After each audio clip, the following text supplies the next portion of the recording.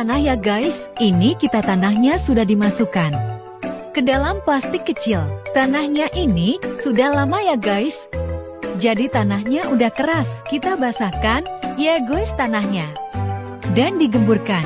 Sesudah tanahnya dibasahkan, tambah lagi ya guys.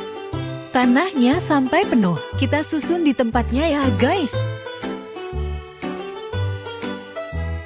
Dan seperti inilah sesudah diisi tanah disusun rapi.